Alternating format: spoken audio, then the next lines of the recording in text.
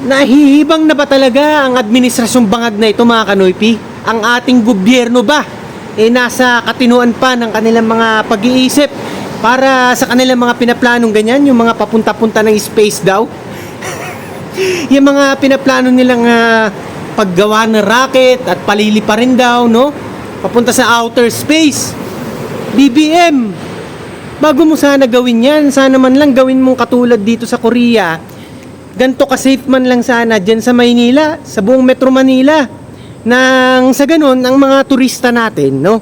Galing sa iba't ibang mga bansa, hindi natatakot na lumabas kapag sapit ng gabi. Hindi katulad dito, kita nyo. Madaling araw na halos, pero kita nyo, wala kayong makikita dito na para mga drug pusher na pakalat-kalat dyan, mga nagbebentahan ng droga, mga snatcher o mga scammer, wala dito. Lalo na sa Singapore. Pero BBM, yung paplano-plano mo ng rocket na yan, no? Ano ba yan? Rocket ba talaga yan? O racket? Magkano kaya mga Kanoypi ang kikitain na naman ng ating gobyerno, no, sa kanilang gagawing rocket na yan? Imagine niyo kung ilang milyon o bilyones na naman ang makakamkam o may bubulsa ng mga buhaya sa ating pamahalaan niya, no, pagka natuloy yan. Samantalang yan nga unang-una na dapat nilang pinaprioritize is yung safety ng kanilang mga citizens, no? At pati mga turista rin na kahit papaano nagpapalakas ng ating ekonomiya dahil sa mga bumabiyahe mula sa ibang bansa at binibisita ang Pilipinas na natatakot, no? Nawawalan din ng income ang bansa natin. Pati investors natatakot na rin dahil siyempre nababalitaan nila sa mga turista nagpupunta yung masasamang mga sinasapit nila. Yung mga pangi-scam, mga pang-hold up, yung mga pangi-snatch, no? Sa mga public places pa nangyayari. Mga Kanoypi, tama nga naman itong sinabi ni Senator Robin Padilla, no? Narinig ko, nabasa ko sa statement ni Senator Robin Padilla nga sa isang balita, no? Na ayan nga, bakit daw hindi muna nga unahin ang bullet train man lang, di ba? Kung gusto nila ng scientific tsaka yung mataas na pangarap, di ba, na proyekto, bakit hindi muna unahin yung bullet train, no? Ang komento ko naman dyan, mga Kanoypi, sinabi ni Senator Robin Padilla, tama ka, Senator Robin, no? Pero paano magkakaroon ng bullet train project kung sa simpleng Metro Manila Subway project pa lang nagkaka-delay na, nakapending pa hanggang ngayon. Senator Robin, maganda yung sinasabi mong bullet train, no? Medyo advanced, pero subway pa nga lang, mga Kanoypi, nagkakabara-bara na. Nasaan ang doon pa lang sa Metro Manila Subway project na yan, kita nyo kung talagang merong political will ang administrasyong bangag na ito, hindi sana nila hinahayaan na magkaroon ng away bata ang mga LGU, ang mga local government units natin, ang mga syudad, mga municipalities, no? Example Makati tsaka Taguig. Ang tagal-tagal nang nagbabangayan ng dalawang yan, samantalang nung panahon ng tatay nitong si BBM, no? Mas maayos pa nun.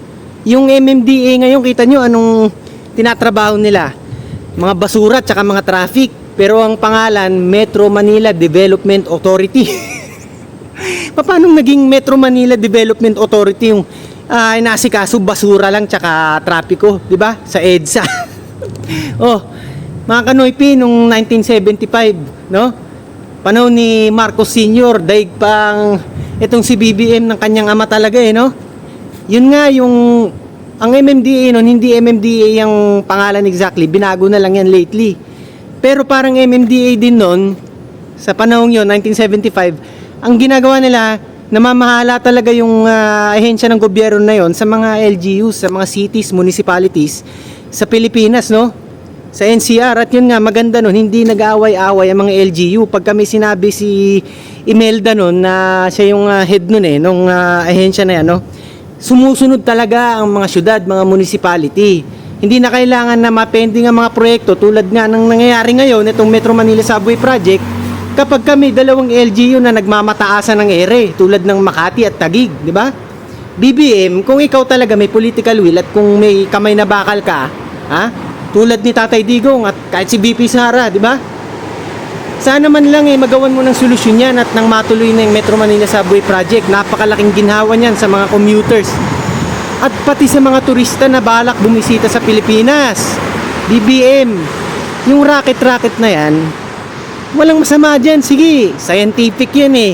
Saka na yan. BBM, matuto ka namang makinig sa isang ordinaryong Pilipino at basahin mo na lang yung comment section ng mga nagpo-post tungkol dyan sa statement mong parakit-rakit na plano na yan. Tignan mo na lang, tinan mo ang pulso ng bayan, ano bang uunahin mo? Ang mga dapat i-priority o yung mga ganyang mga parakit-rakit na alam natin na gagawing racket ng mga buhaya dyan. Mga Kanoy, galit lang no, sa kabila ng paghihirap ng mga Pilipino, pati yung pagtaas ng mga bilihin, no, hindi man lang matanggal ultimo yung VAT. Tapos makakarinig tayo ng mga ganyang mga planong parakit-rakit. Ano? Nakakatawa na lang ba talaga to? O may halong galit din kayong papasok sa inyong kaisipan pagka ganyan, no? Hindi ba tayo talaga dapat magsalita na mali na itong kanilang mga pinaplano, no? Lalo na kapag ganyan, hindi nila makontrol ang inflation rate, hindi matanggal ang VAT, ang presyo ng petrolyo at crudo pataas na. This week, nakita ko sa balita, tataas pa lalo, di ba? Tapos ganyan, paplanuhin lang na magpalipad ng racket. Kaya ako nasabi sa simulang video na to na nahihibang na ba talaga ang bangag na administrasyon? Di ba? Yun ang tanong ko at tanong din ng sambayan ng Pilipino sa mga naririnig natin ngayon mga statement ng administrasyon to. Yan lang mga Kanoy, sana lang talaga matutong makinig itong si BBM, no, sa pulso ng taong bayan, no? Kung talagang serious siya na talagang magkaroon siya o mag-iwan siya ng magandang legasiya sa natitirang termino niya, no?